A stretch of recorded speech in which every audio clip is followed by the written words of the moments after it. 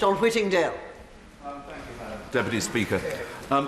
This bill is a groundbreaking piece of legislation, and we are one of the first countries to attempt to bring in controls over the content online.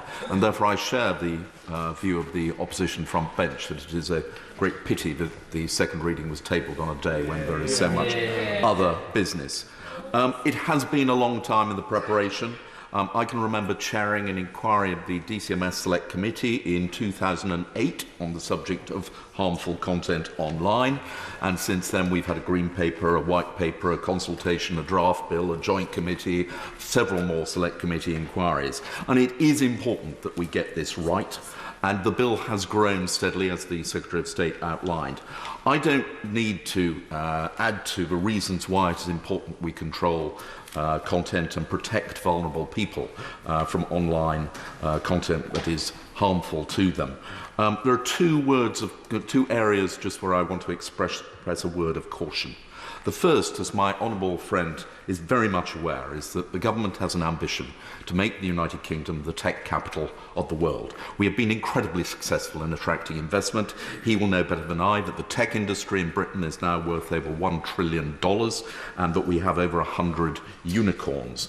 But there is now uncertainty created by the bill, mainly in the area of so much being subject to secondary legislation and not spelt out in detail in the bill, that this will have an effect of stifling innovation and growth.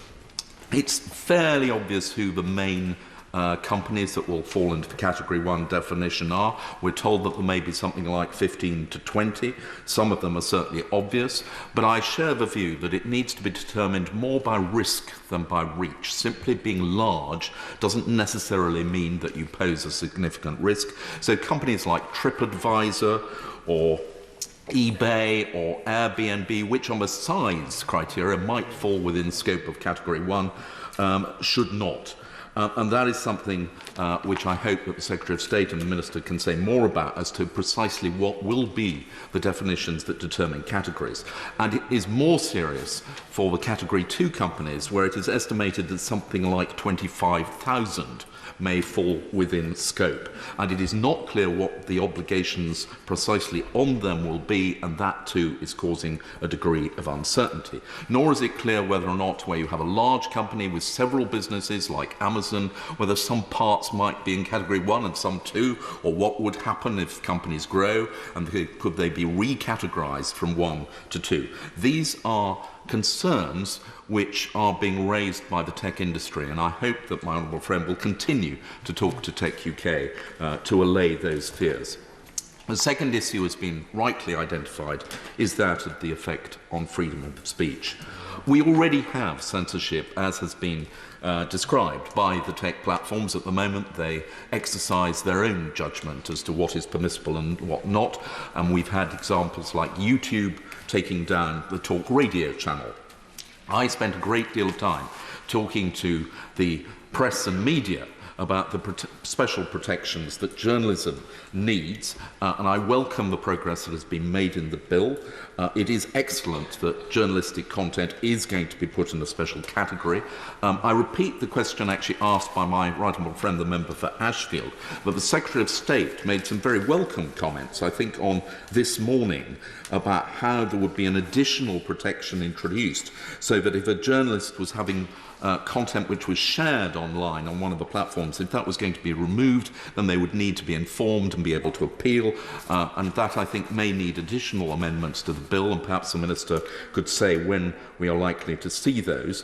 And also there is the concern raised by the periodical publishers that specialist magazines appear at the moment to be outside the protection of journalistic content, and that is something which I hope can be addressed, because there are publications which deserve the same level of protection.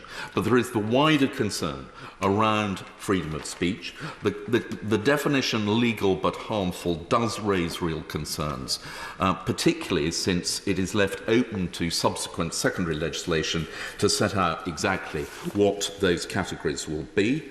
And there have been some widespread concerns raised that we need to avoid at all costs setting a precedent which may be used by others who are more keen to censor discussion online, and in particular clause 103(2)b, which relates to messaging services and can require Ofcom to use accredited technology to identify CSEA material, and he will be aware that is also a matter causing some concern.